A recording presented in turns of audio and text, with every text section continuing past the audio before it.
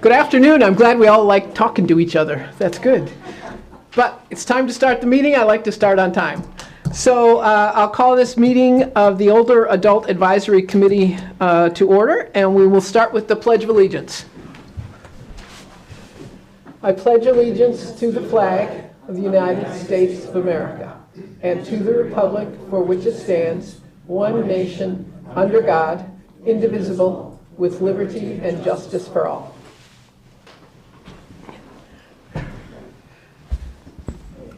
Adriana, can you do a roll call, please? Sure, no problem. Suzanne Latour, Carol Weissman, Betty Bishop, Nils Omholt, Here. Barbara Vansickle, here. Phil Randazzo, Here. Vito Pianello, Carol Thompson, Here. Marcia Relier, Here. Jennifer Hamill, Here. Carol Weidenbach, Here. Joe Silbernagel, Here. Kathy Western, Here. Rochelle Fuquay, Here. Moira Smith, Here. Roy Wilson. That completes the roll. Thank you. I just wanted to take a moment to point out that we managed to get everybody in these seats today, but you've sort of been rearranged a little bit. So as you come to every meeting, you're going to have to look and see where your seats are. When we have a full contingent, when everybody is here, two people will need to sit out in the front like we did last time, and we're going to sort of rotate through who sits out there.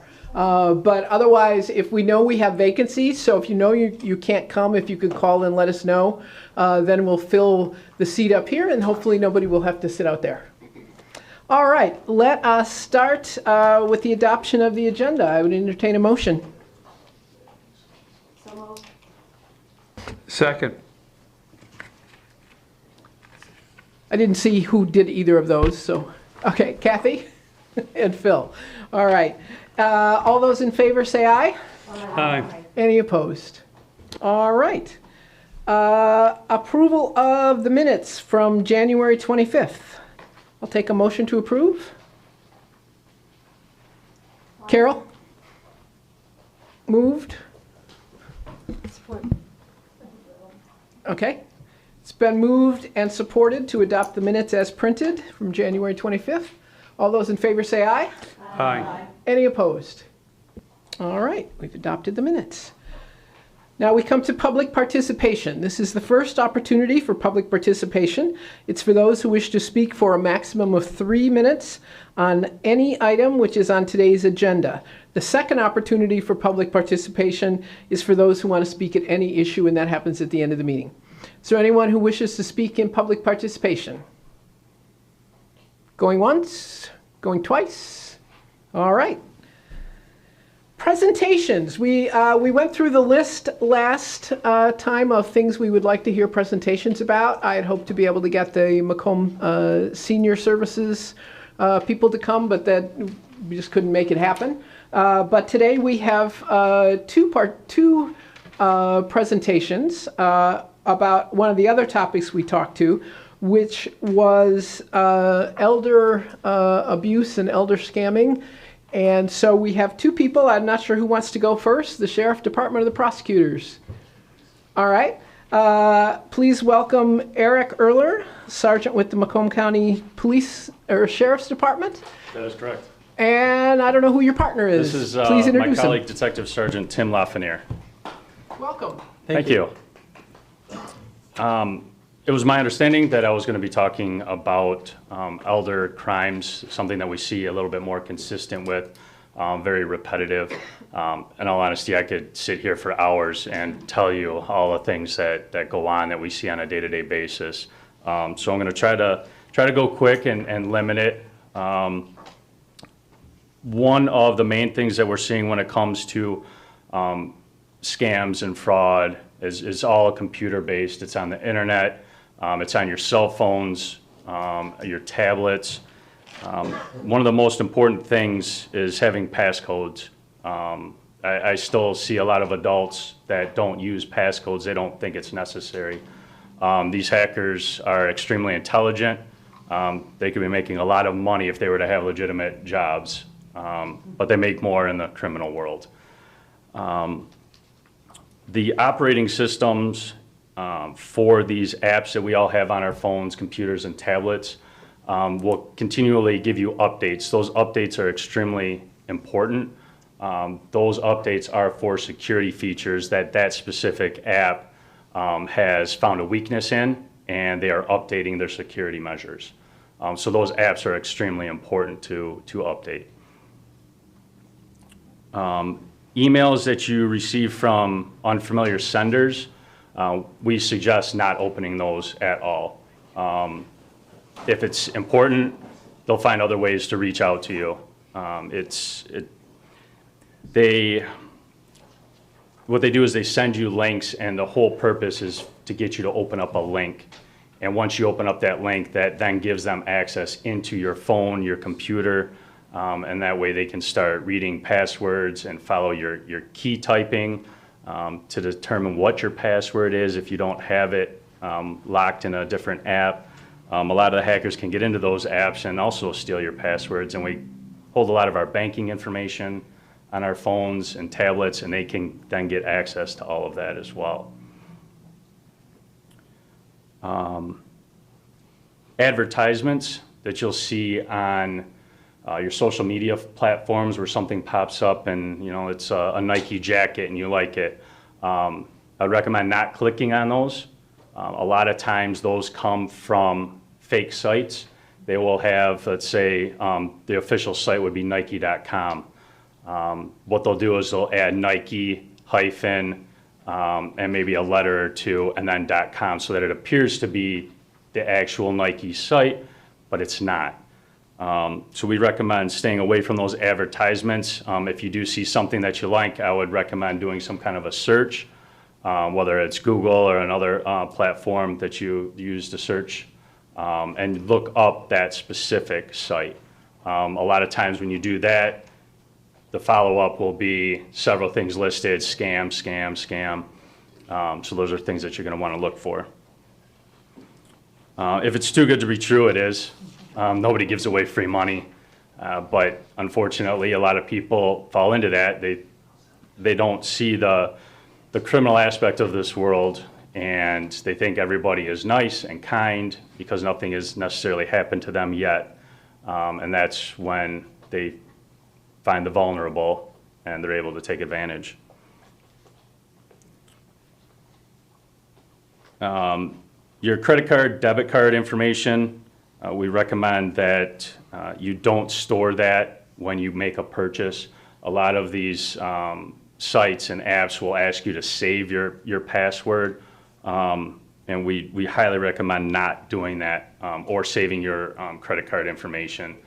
Just manually type it in each time, because as soon as you save it, now that's one more point that they can try to access, and you don't know the security level that they're going to have. We recommend using auto lock on all your devices. If there's no activity, it automatically locks. This is common because unfortunately a lot of older adults, their grandchildren, even their own children will steal from them. And they have that false sense of security, and they trust everybody in their family. They don't know that maybe a grandchild or one of their own children has a drug dependency issue, and that's what we see. They'll jump onto their computer as soon as they walk away for a minute and start stealing information.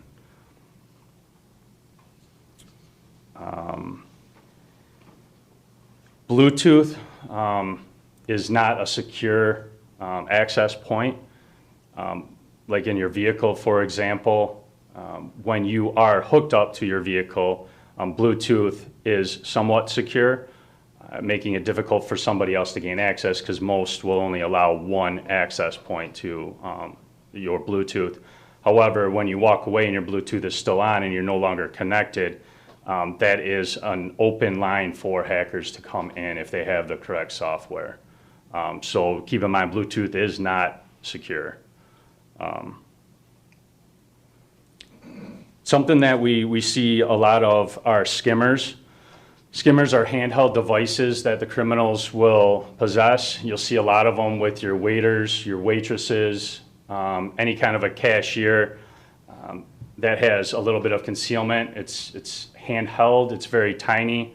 What they do is when you're legitimately going to pay them for a purchase, let's say it's at a restaurant, the waiter or waitress will walk away and they will take your credit card, swipe it really quick in this what's called a skimmer, and then go use your card legitimately to take that charge. What happens is that skimmer will hold anywhere from 50 to 100, if not more, pieces of information. It downloads your information, your credit card information, whatever information is on your credit card, it holds that. And then when that skimmer is full, then they turn around, they download it, and they sell it on the dark web.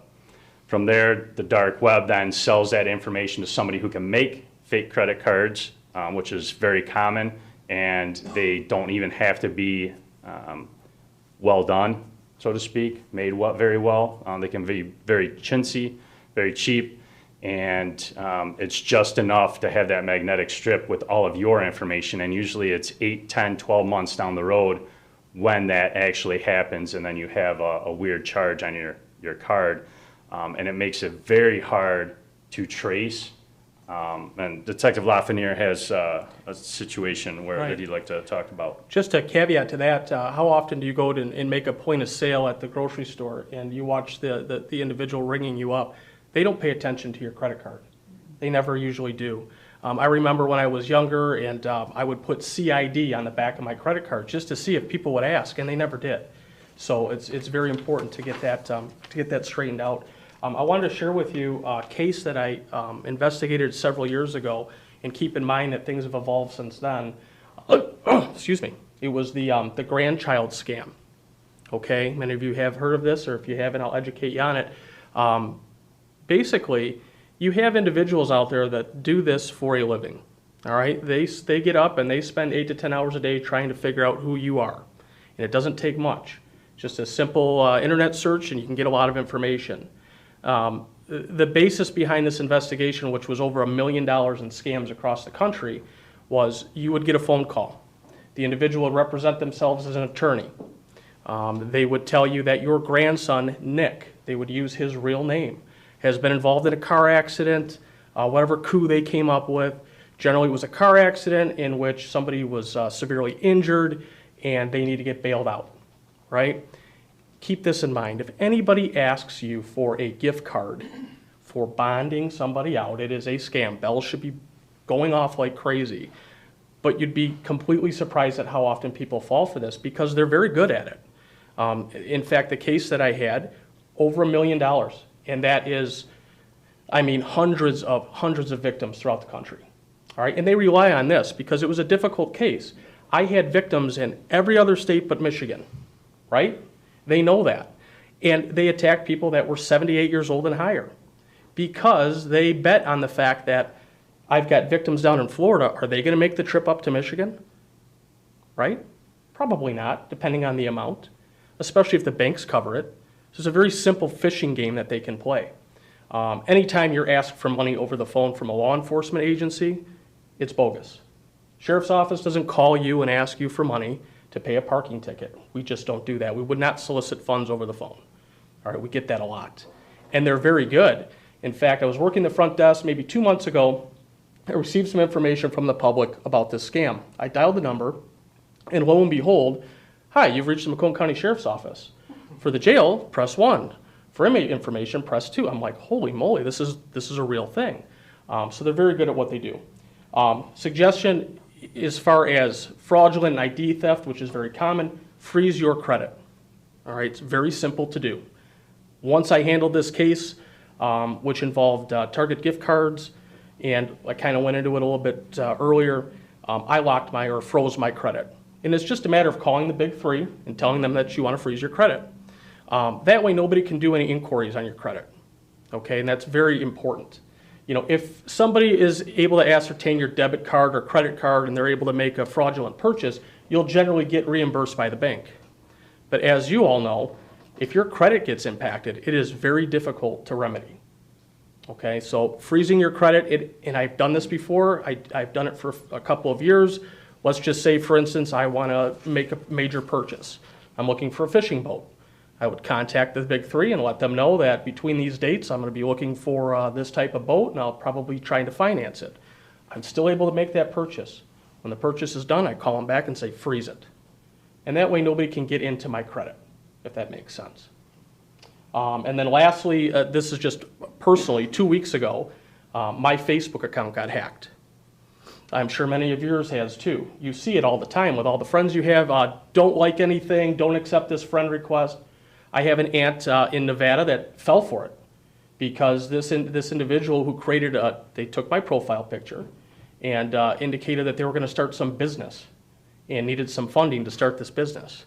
And before I could get this out, because it happened at 2 in the morning, people are falling into this, including some of the administrators at the sheriff's office got a message at 3 in the morning. It was kind of embarrassing. You know, this stuff happens. Contacted Facebook right away, let them know what was going on. They shut my account off, and kind of went from there. So keep an eye on that stuff. To touch on credit card information real quick again, is when you're making purchases, it's highly recommended to use a credit card instead of your debit card. Your debit card is a direct link to your bank account. When they get that information, they will drain your bank account. It will take several days to weeks before the bank will confirm that it wasn't you that did this, and they reimburse the money. You're then now without any money in the meantime. Whereas if you use a credit card, that information, the charges will get racked up, but it's a monthly bill. You can see the bill, you can dispute it, and without paying any money. So you're not out any money. You still have a lot of work that you're gonna have to deal with your information getting stolen, but credit cards instead of debit cards. There is the Federal Trade Commission, ftc.gov,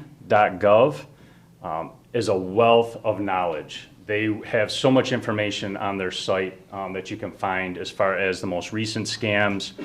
You can report certain scams in case they haven't heard of it. It's a great knowledgeable tool to give out to people. One of the most important things with anything, not just with older adults, is being a good witness.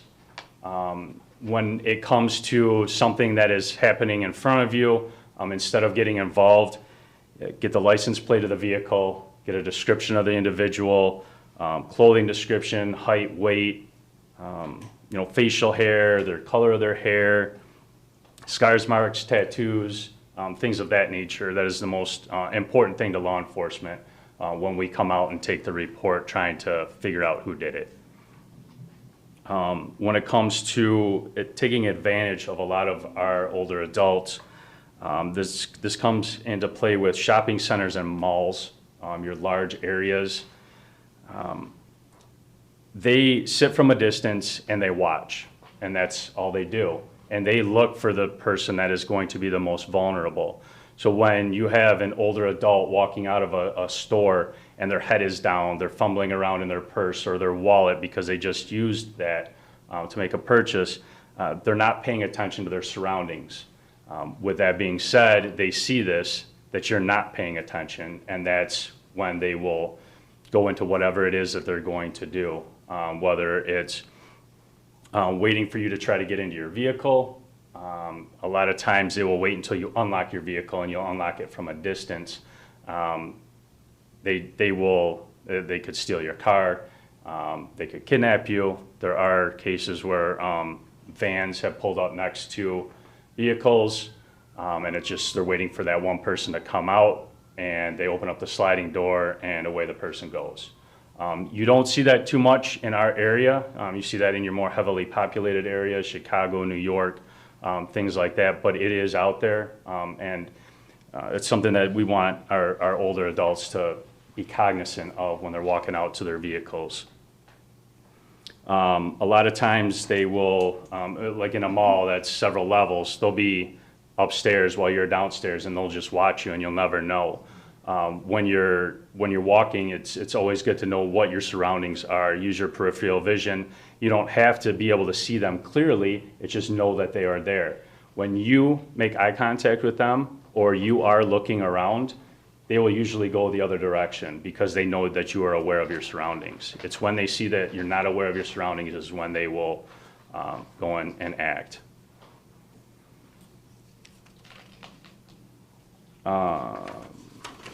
ATMs are another big thing when it comes to those open areas. Try to stay away from them. Don't use them in your malls, in your large shopping areas. Again, they are watching you. They put devices on ATMs to where they can access your passcodes. They also put, it's like a faceplate over the ATM, and when you insert your card, it will read your card before it goes into the actual machine that reads your card. Steals your information, then it also has a tiny camera on it that will watch what your passcode is when you're trying to withdraw the money. In fact, we've had a local business in the area, 5 different of these devices taken from the same ATM over about a 1.5-year span. So they're really adamant about it. And that particular hookup was set up on Bluetooth. So the suspect in that case could actually get all that information, obtain it just by driving and parking in the parking lot, not even entering the place of business. So they're very sophisticated with how they get this information from you. Usually we have several weeks senior academy in April and October. Due to COVID concerns, we didn't have it last year. They're trying to put one together this year. It's unknown if they're going to be able to. But if you'd like to share the information to our training division, they're the ones that put it on. They can always reach out to our training division and they'll be able to confirm whether they've been able to set one up. Might not be in April. I'm not getting too much positive feedback for that, but possibly one in October. The number to our training division is 586-307-9311. And that's the highlights of what I have for you today. Does anybody have any questions? Can I just ask something? Yes. What is your background? I am a detective sergeant. I was a detective for 5 years. I was promoted to sergeant.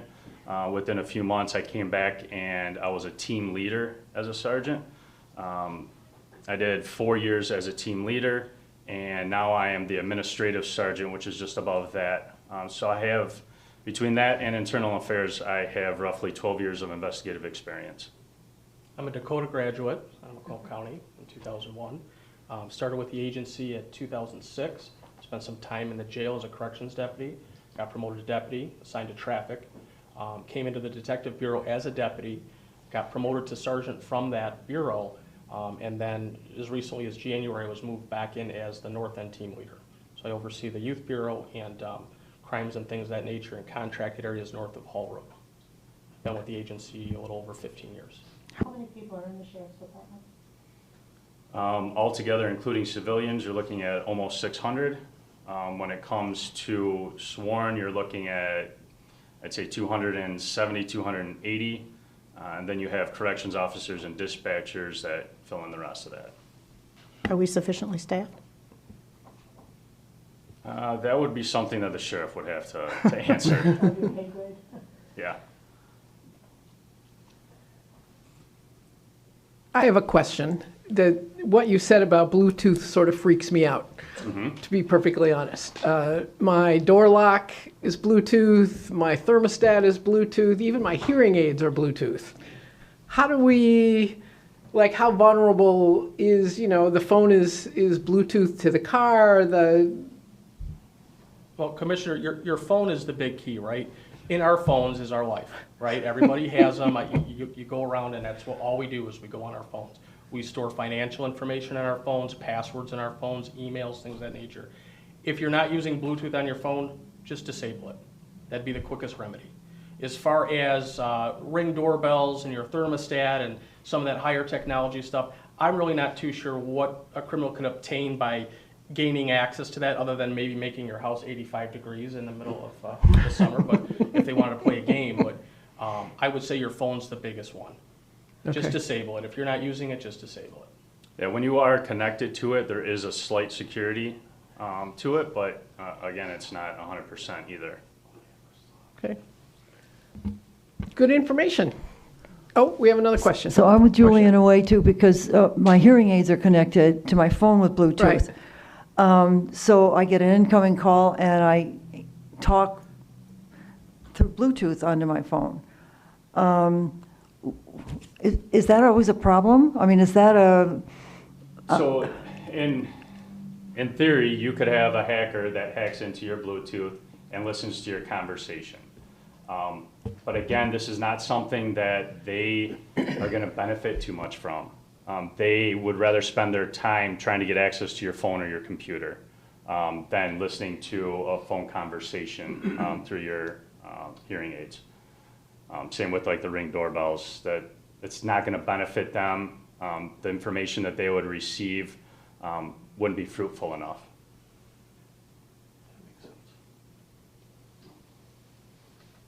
Is there a way that an average person can go to like a ATM or a gas station, they're going to insert their credit card? Would they know if that area's been tampered with before they use their credit card? It'd be pretty difficult, Ms. Hamel. It'd be very difficult to know that. With so many locations and ATMs across the area, it'd be almost impossible to know that information. You know, a simple safety check when you walk up to an ATM, even though they do a very good job of constructing these things, is the exterior part. Sometimes they're lit up in green. That's why I like Huntington Bank, because it's all like neon green. That portion where you put your credit card in, they'll actually make a mirrored copy of that and place it over the original manufactured one. So I always just go up and kind of nudge it around a little bit to see if it's loose or if it looks off a little bit, and then conduct my business. One other question. The RDIF wallets that people are using, do they really work to protect your credit cards? Yes, they do. Good enough. Yeah. Joe? Have you heard any information on Little Caesars? Like Little Caesars now is cashless, so it's all credit card. Have you heard any stories? Is it pretty secure, do you think? Well, I think any credit card purchase, for the most part, depending on the business, is safe and secure. We've been using that for a long, long time. I would caution, however, criminals are getting a little bit more apt into using Cash App, Apple Pay, Venmo, things of that nature. So be very careful who you're sending digital currency to, because it's very difficult for us to track.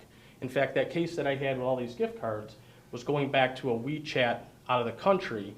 That particular business does not cooperate with law enforcement, so I couldn't get any of that information, and the criminals know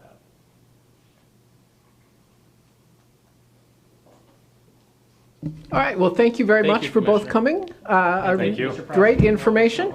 Appreciate it. Great, thank you for your time. And now I'd like to introduce our prosecuting attorney, Peter Lucito. Thank you. Come join us. I've got a handout, Madam Chairman, if you don't mind, if I could get that, Crystal. The handout is packages with your names on them, and I wanted to do this because I think it's better served if you see than hear. For those that don't know me, I'm Pete Lucito. I'm the Macomb County Prosecutors now, but in another life, I was a lawyer for 30 years before I went up to the Capitol and then wrote some law. One of the laws that I'm most proud of is financial liability reform. I did that before I came home. I did it with the Attorney General when we decided to go after those that abuse the elderly. We did it together. I said, I will take care of the financial because it's probably the roughest road to hoe.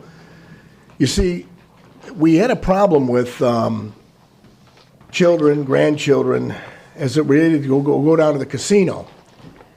And they'd lose a lot of money, and then all of a sudden they go taking their parents or grandparents, uncles, aunts, whoever they could for money. And we also found out that now that there's online gaming, they're even losing even more money. And it's putting the elderly out on the streets is what it's actually doing. It's hard for somebody who is vulnerable to say no. Hell, I have a tough time with my kids, but at any rate, I'm looking at a photograph of what did we have before that we don't have now that's causing all these scams to be done. We have people that don't want to work. That's what it really is. They want to go ahead and find an easier way, a path of least resistance. So I hope that you'll look at a couple things. First of all, there's a pamphlet that says no excuse for elderly abuse. It's in your folders. I've given you every hotline on the back that you can call, and you can hand these out to individuals. We have them readily available. If it deals with Adult Protective Services, the Attorney General's Elderly Abuse Task Force, LARA, which is a licensing board, if you have anything to say to the professional licensing, that would be nursing care, assisted living, memory care, independent living, if you have a problem, because they do get licensed, they do pay fees, and they're supposed to have somebody from the state go out and check these facilities. So if you see somebody's being disingenuous to the elderly in these places, there's your number. The Macomb County Mental Health, Macomb County Prosecutor's Office, Senior Crimes Unit. Not only do we have a Senior Crimes Unit, we also have a Consumer Protection Unit on top of it.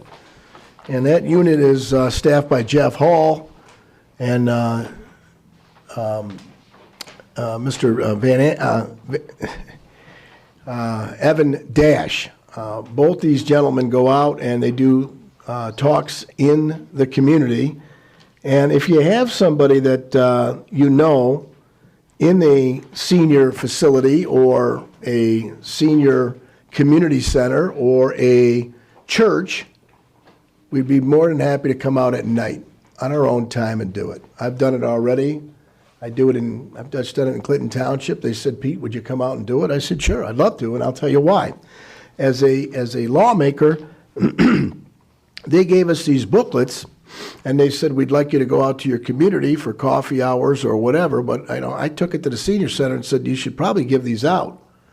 Let's take a look at this. This is a scams booklet. I got to tell you, this is the Bible that you could go to with people that are around. First of all, you have a table of contents on the second page, but let's look how we set it up.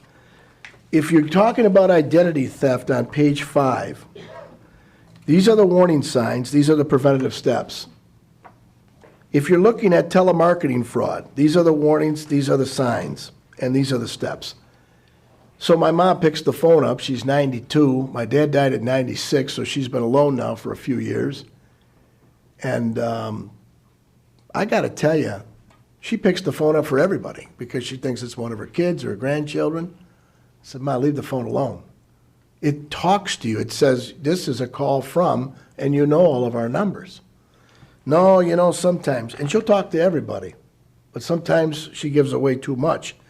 This is the next page, if you go to page 6. Mail and internet fraud. Well, the detectives were talking about the internet, and there is a lot of sites on there that people now, even the elderly, are on these sites, and they're looking for discounts, and they purposely fish, it's called, to see if you're going to bite, to give your credit card, put it all in, and to go ahead and give your 3-digit code, and to give your expiration dates. And once they push that button, they got it all. And they'll even have your home address, and they'll probably have your phone number if you give it to them. So what these detectives were saying is, you better know where you're shopping before you decide to shop, because it's a scam.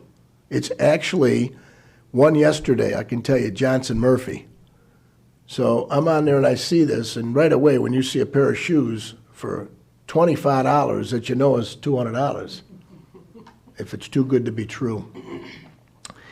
Preventative steps, these are the warning signs, these are the steps. If you go through it all, it also has a phone number to put you on the do not registry calls. A lot of people get bothered. I do. I know probably you, Mr. Chairman, you probably do too, where you don't want to be bothered.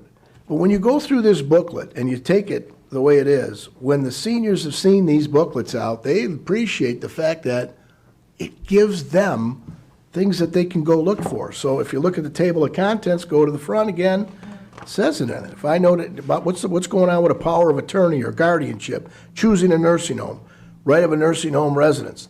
You have rights in a nursing home. Nobody can tell you this is the way it's going to be. No, I'm paying you, or the state's paying you. I have a right to assert my rights here in the nursing home. And I want those people to understand that are living in nursing homes. I know you don't want to be there. Well, nobody wants to. I didn't want to go visit my father in the first 30 days that he was there before we took him out. But I've appreciated the fact that, when he tried to get rehabilitated, I understood what their reasoning was for what they wanted to tell us. But I also want to tell them that the state of Michigan has provided them a license to provide services in this orderly fashion. And if you want to know what they are, there's Laura's phone number. They'll send them to you. Lastly, the statutory will provisions, and then if you need some legal advice at the end, you get a 30-minute free consultation. Some lawyers give an hour. But if you call your Macomb County Bar Association or you call the Lakeshore Legal Aid Council and Advocacy Law Line, they'll give it to you over the phone. So you don't even have to leave your house. Now, scams. We could talk all day, all night. I would like you to take the booklet. I'd like you to examine it. If you have a need for a facility, I love doing them in the church because people feel at ease and at peace. I do too. I'll go out myself and show up. I used to love to teach as it relates to these issues because these are near and dear to my heart. What happened on the Financial Liability Reform Bill, Lucito? You started there. Let us hear about it. I noticed that when I was practicing, I'd see the mother and the father come in, and they were awfully embarrassed to tell me they lost their life savings. And they didn't want to go to the police because it was a blood relative, generally a son or a daughter. It was either drugs or it was gambling most of the time.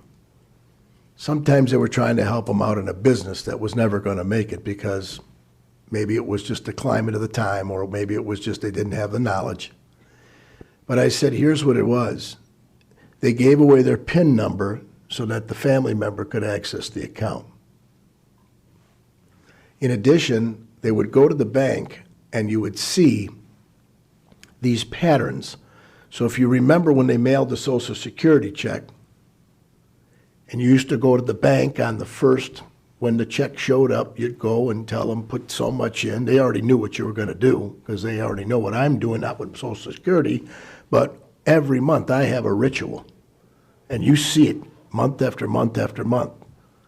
And I do it because, number one, I want to make sure that if this falls out of line, that somebody in that bank that's charged with the duty to do what they need to do as it relates to their own internal policies.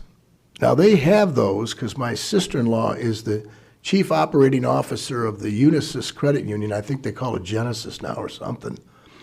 But she said that we have policies in there and we have algorithms in the computer that talks about how account reacts. So I said, if I go in every month and you're taking care of these algorithms and you see that I did something that is not consistent with years of what I did, it will alert. Oh, yeah. On top of it, how many of us knew our tellers in the bank? We went to the window, we knew their name, they knew about us. That's all gone because of online banking. We need the algorithms because if I came to the bank and my routine was deposit my Social Security check but $300, I'd like to keep $300 in my wallet or whatever. They knew that teller was ready to go as soon as you pulled up.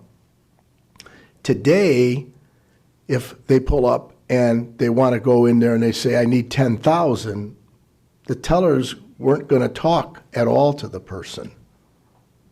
They'd go get a manager and say, a little different, and she's with somebody, which would be a son or a grandson.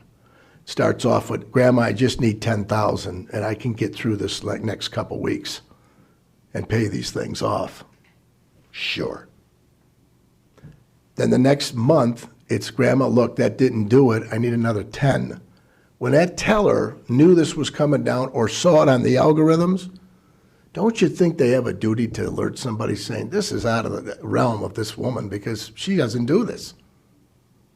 And just to put a little bit of just a little switch that says, stop for a moment, put it on pause. Why do we have a department called Macomb County Protective Services if they're not protecting? So they would call in somebody from the state and just inquiry. What's going on? Is everything okay? They don't want law enforcement around. Not yet. Because if grandma was held at gunpoint taking the $10,000 out, or you better bring it out, I got your grandson in the trunk, I think we have a duty to protect these people. Otherwise, let me tell you about the gambling online, and let me tell you about all the other stuff that goes on with the drugs. It's a habit that is going to literally put that bank account completely down to zero. And then they become a burden on the taxpayers of the county and the state.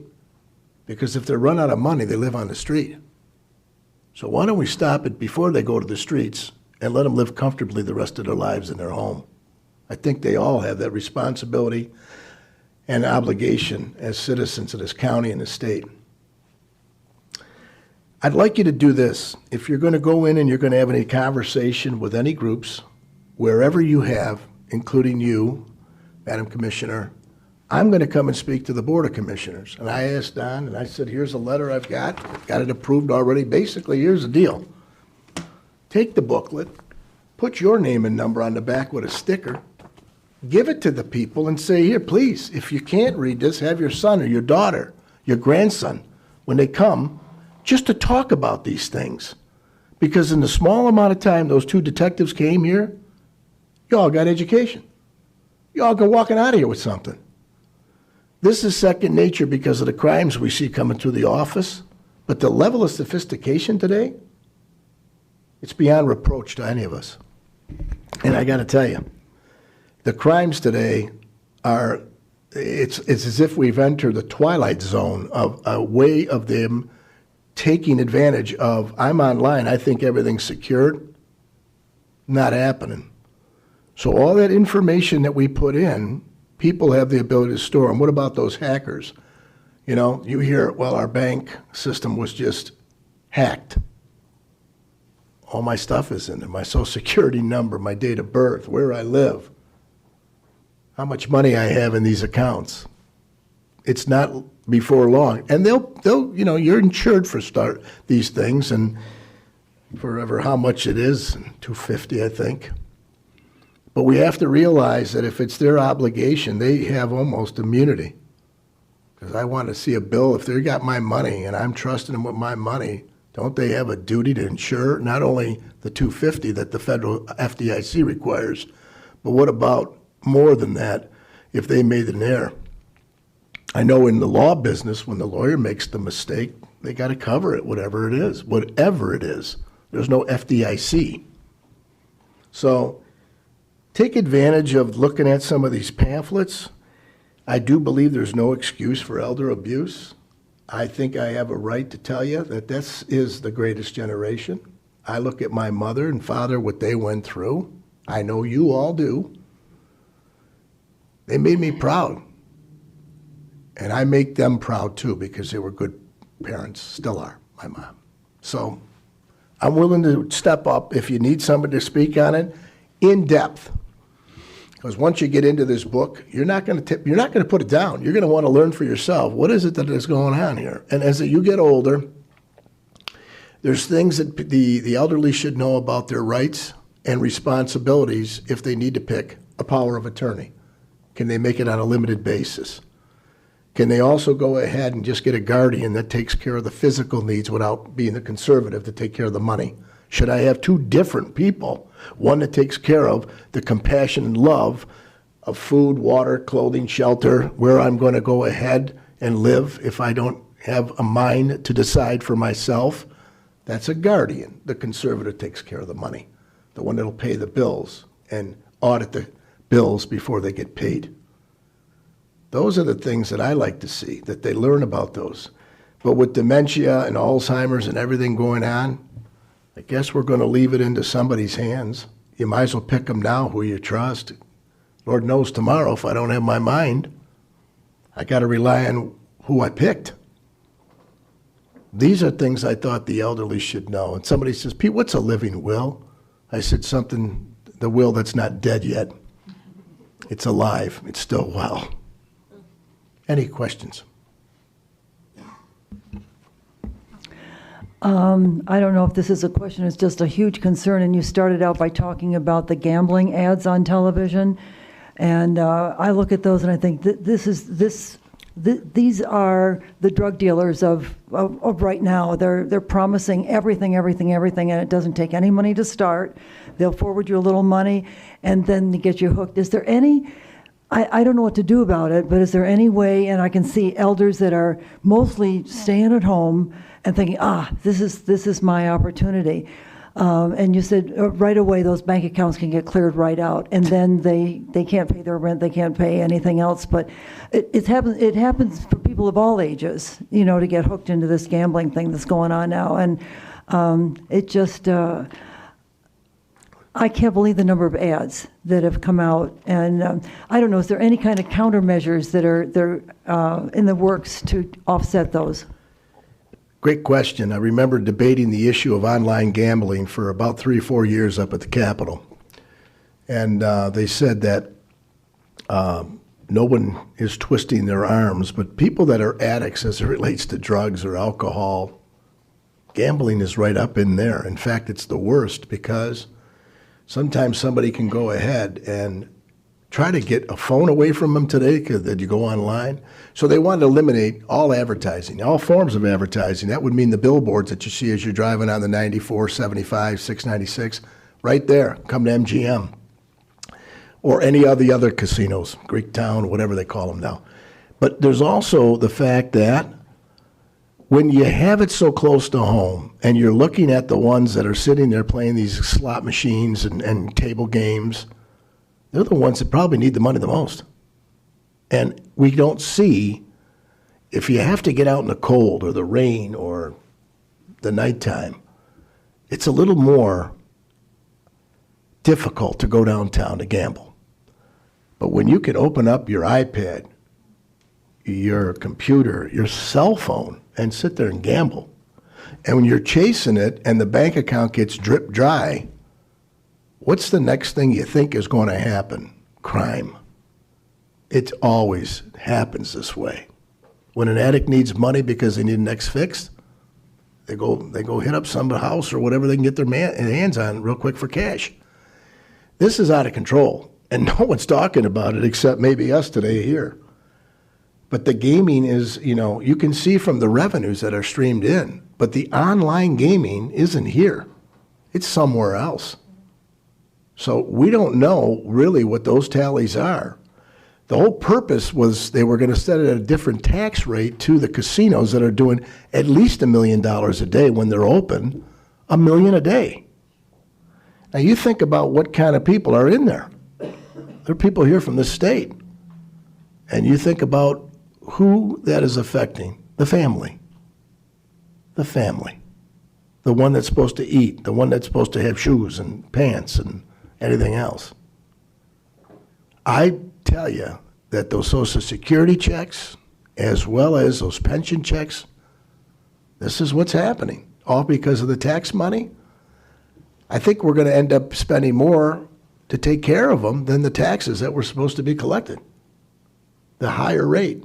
But it went through. There was enough votes for gambling. I guess if anybody wants to do something, they can leave the state if they want to go gamble. But because other states were doing it, like Ohio, we're the sister state. We did it. How can you stop it? It's too potent, those lobbyists that are there that says, those are my clients. It's a little more difficult to say that they don't have a right to do something. And the business that they do brings in jobs, brings in the opportunity of more jobs, and all this other stuff you hear. But you don't hear the bad side. What is going to be the residual effect on all of us and the generation that we leave when we're gone? Think about it. Anybody else have questions? I have a comment. I picked up your book, I already read it. I picked it up at Fraser Library along with the brochure a while ago. And just to make sure I was up to speed today, I read it before I came again. I think it's really, really well written. Thank you. I mean, I just really liked reading it. I liked the part how you had it divided into what's wrong and how to fix it. as you moved along. I think you did a wonderful job on this. I don't know, was this a book previous that the prosecutor had, or is this just with you? Or how did So this come here's what about? happened. There was a start of a booklet that the senior crime unit had. I grabbed it about the time I started to run for office. And I started looking at it because I got to tell you, being a senior, look, let's face it, okay? We're in the same wheelhouse sitting here today, but being seniors, we're going to be the one to have to go out and do the protecting right now. So the more information we can get from somebody will give us that opportunity to do exactly what it is we're supposed to do, protect ourselves. We're the first line defense. But to add to what's going on, when the bills were going on, there was a task force that was put together. I was on the abuse and senior crimes at the Capitol. And I kind of dug in and started bringing pieces of paper together to say, I want to put together a book. I want to say, this is what you're looking for, and this is what you fix, like you said. So yeah, it was an ongoing project, and I tell you, it's still going to be ongoing because as crimes change, we've got to update the book. But I implore you, please, do whatever you have to do. If they want to get a booklet, I don't have a lot of money to go send booklets out to everybody, so we drop them at a library, and if somebody sees it, they're great. But we'll go to the senior center, we'll allow them to take a booklet, and tell them, please, as the seniors keep coming in, the ones that didn't learn about this, teach them. Make sure that that chain keeps going so that we have a stronger chain and that we're not just the link that's going to get hurt. Thank you. I appreciate that compliment because sometimes your work goes unnoticed, but sometimes it doesn't.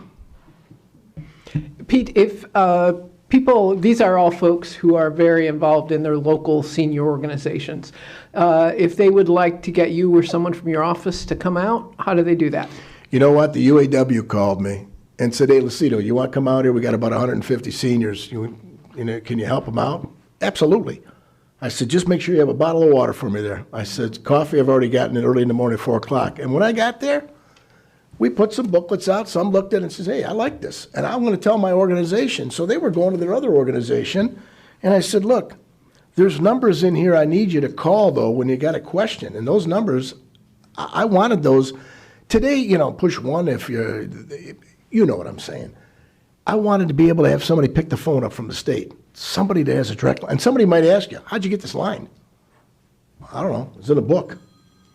Because I want you to get the information. I don't want you to be on hold all day. So yes, I will be there, and I can't wait to come to the Board of Commissioners. I know that I brought this to the group before, and I want to continue. This is important to me. A senior crimes unit, especially with looking at the age of the population in Macomb County, it's time. Okay? If we're all getting old in the same county we live in, and we've been here all our lives, yeah. We have to be ready to protect ourselves and at least give that knowledge to the group that's coming up after us.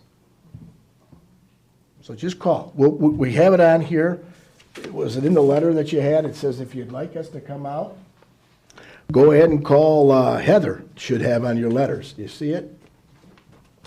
Heather's the one we set it up with. Great. And we'll come, and we'll bring the booklets, and I'll have some other things. If you need some of this stuff, just call us, and either we'll drop it off here, and I don't know what you want me to do. These are the other individuals that are part of the committee. We will get them. Will you? Okay, because we got their names on it and everything. We took the time to put it together, and I'd just like you the time to make sure they get it, and if you have a chance to talk to them, please do. We will do that. Thanks. Thank you very much, Mr. Lucito. Thank you. Have a good day, everybody. What do I do, Crystal? Just leave them with you? Yeah. The packages are all here and already addressed, ready to go. The board members are going to get theirs next. See Okay, you later. thank you very much. Have a great day. I need a motion to receive and file both of the reports that we've just heard. So moved.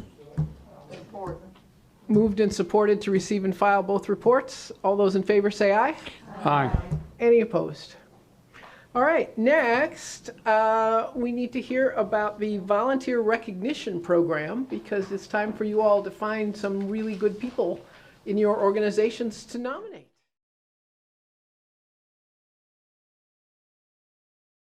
the Chief of Staff here for the Board of Commissioners office. This will be real quick. I'm just going to tell you a little bit about our volunteer recognition program. We do have a special projects coordinator, Laura Murphy, who handles this program. That is a part-time position for our office, so she was unable to be here today, but she put together a quick PowerPoint so I can just run through this with you. Okay. Here's just, excuse me, a little background information. This program did begin back in 1989, so it's going to be our 33rd consecutive year. We always recognize the volunteers in April because that is Volunteer Recognition Month.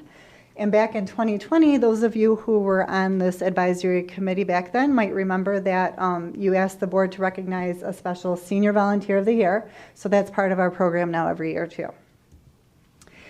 Here's the criteria, which is also on the application forms, which you all should have received at your desks, and there's extra forms in the back. The volunteer must be a resident of Macomb County or their work must benefit Macomb County. They have to be at least 18. The senior volunteer must be 60 or older. They must have performed at least 150 hours of volunteer service the previous calendar year. And they cannot have been recognized within the last 5 years at our program. The form, she did mail this out to over 500 schools, churches, hospitals, and nonprofits. We have a pretty good list where we know that a lot of people do the volunteer work at.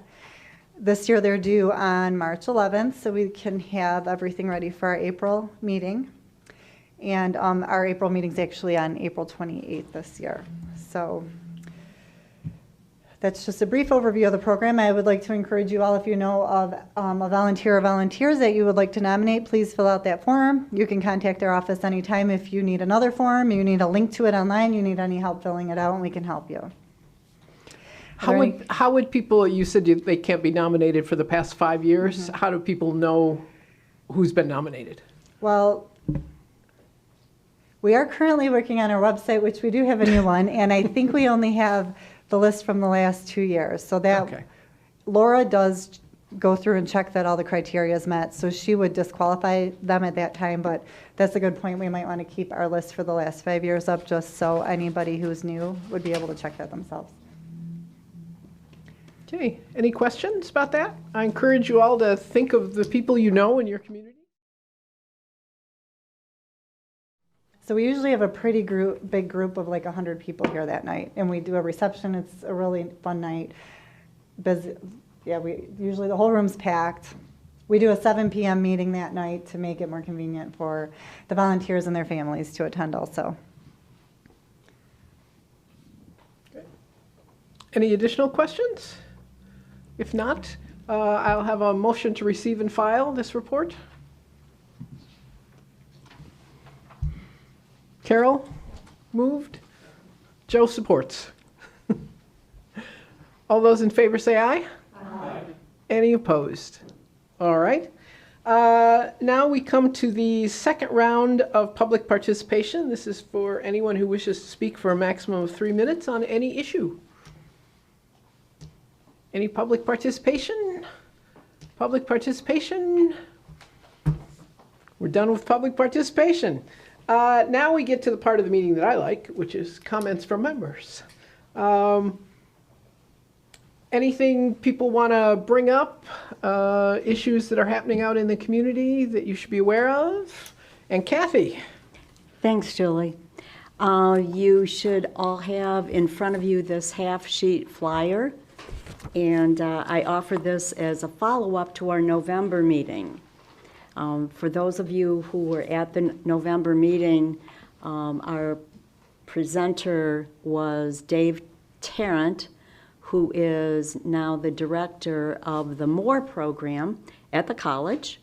MORE standing for the Macomb Organization for Retiree Enrichment. Now, some of you know that under its previous branding, which was called SOAR, S-O-A-R, Society of Active Retirees. The college has set off on its own program now, offering these classes and enrichment activities for Macomb County residents age 55 plus. The flyer is your advance notice that the catalog for the classes will be online, I'm told by tomorrow. And they have achieved their goal that Dave talked about in November to increase the number of available classes. They'll have 62 offerings. I had a sneak peek at some of them, and it's a very exciting list of programs for this upcoming semester. They also, in response to the feedback that groups like ours gave to them, they've changed their pricing schedule a bit, and that is on there. But as of tomorrow, you should be able to view the catalog online and register online. I'll try to make sure to bring catalogs when the paper catalogs are available to the next meeting, and this semester does start March 28th. Thank you. Anybody else have anything they'd like to contribute to the meeting? I do. Yes. So when I went home and I was looking through this book, and I think I'm going to do a couple of things that are in this book. I called a couple agencies. There are senior dinners all around the county. I don't know if I guess some of us are aware of that, and I thought I'd like to go check them out, see how they are. I called about transportation too. I think I'm going to take some bus rides. And if anybody wants to come with me, I haven't been on a bus in years, and I'd like to see how accommodating they are to seniors. And, what the situation is. I talked to my county commissioner about this too, and she said, go ahead. She said, check out everything, because, and then give me some feedback on it. What's the situation on some of these things? I called the office of the commission here, because as soon as I got to this part of the book, I noticed there's a big mistake in the back with the map for the map for the State House is the same as for the Senate. They didn't put the State House map in there. You probably noticed that. And she said they put out a new book every year, but I think since they're not going to put out a new book probably till at least December, they probably should send out some, or put some labels over the top of that. The other comment I had was in the front here where you have a copy of the map for the Macomb board. Of course, these are all going to change this year. But it would certainly be helpful to me if I see where that person's from over there, get an idea. There's no streets on here except the top, bottom, east, and west. So I had to sort of figure out some of these on my own, which is sort of tedious, looking at maps and online, whatever. So I'm thinking that's a suggestion for next time. Also, there's a nice story about the old Macomb building over there, but there's nothing about this new building that we have. And I think that would be nice to know, because there's absolutely nothing in here about that at all. And I think I had another comment. I'm a semi-retired printer, you might guess. So I'm used to looking at this kind of stuff. But anyway, as I'm going through, I'm interested in trying out some of these things that they have services for seniors. I noted that some of the phone calls when I called, they switched you over to another group. All of them did answer, though. There was some answer there. On all of them. So that was a plus. And then I was noticing in the paper yesterday, I think it was a Macomb Daily Sunday, there's was talk about the millage for the zoo and something out here in Macomb County that's not where they want it to be or something. There was some discussion about that. I thought that was interesting. And I found the Art Institute information too that I think we talked about last time. Somebody in here talked about going down there on a tour or something. So anyway, this is a really nicely written book. It has a lot of information in it as well. So I hope staff took notes about the things we need to fix and or change in the book. It won't be published again until next year because all of the districts will change given reapportionment, right. And the election in November will change many of the elected officials. The zoo is my personal issue. If people would like to hear me talk about that and explain a little more about what's going on, I'm happy to do that. That article was pretty comprehensive in the paper, I thought, the other day about what's happening there. Yeah, the zoo, voters in Macomb have passed a millage to support the zoo. And unlike the DIA, which gives us lots of things for our money, it's very unclear to me that the zoo has given us anything for our money. except having a very nice zoo in Royal Oak, which is great. But they promised a number of things during the millage campaigns, and one of them was that there would be a nature center in Macomb County. And that those discussions started almost 10 years ago about that, and it got a little more intense recently. The first idea was to put it on Lake St. Clair, which is great. That's a major resource we have. But they were interested in purchasing a rather expensive piece of land. And Clinton Township and Mount Clemens came together and said, we'll give you land. A little piece of Shady Side Park over here on the river, and a piece of Clinton Township across the river. Be a great spot. It's wooded, you're on the water, be fabulous. And it was offered for free. And the zoo sort of politely said, yeah, thanks. And then continued to try to find a location. And then we have heard recently that there is a move to put it at Macomb Community College, which is not exactly close to nature, shall we say.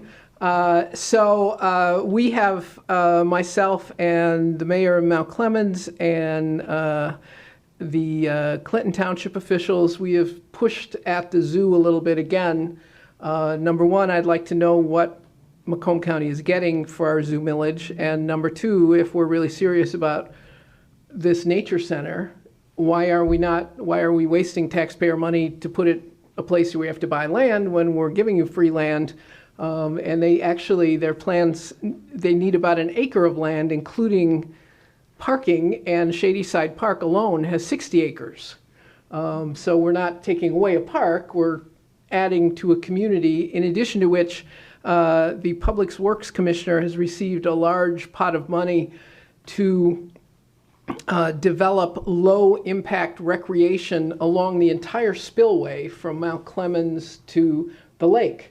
And this would be great if you could put the nature center at one end to anchor it, develop recreational activities all the way to the lake. It would be a pretty fabulous thing. So anyway, a number of us are pursuing that.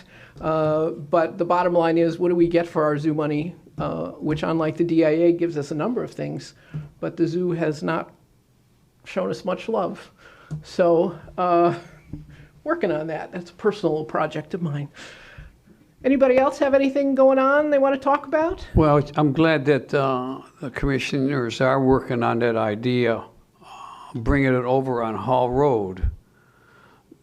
It's jammed up enough over there.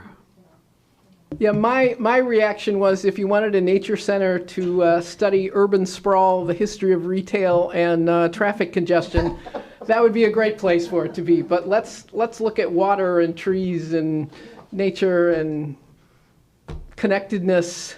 And if we were successful in doing that and connecting the non-motorized trails, you could pretty much go from Stony Creek all the way to Metro Park on trails. And there's just a little bit of a connection that's needed here in Clinton Township, Mount Clemens. It's actually a very small section, and we could connect all the trails all the way, and it'd be great. Anything else? Our next meeting is March 22nd at 3 p.m. I will not be here. I'm going to be in Texas on a vacation. I'm traveling for the first time in 2 years. It makes me very excited. But someone else will be here to chair the meeting that day. And we're going to try to get the Area Agency on Aging to come and talk about the programs that they do. If nobody else has anything else, I would entertain a motion to adjourn. So moved. Marcia moves. Is there support? All right. All those in favor say aye. Aye. Any opposed? It was lovely to see you all. I look forward, well, I won't see you next month, but I'll see you the month after that.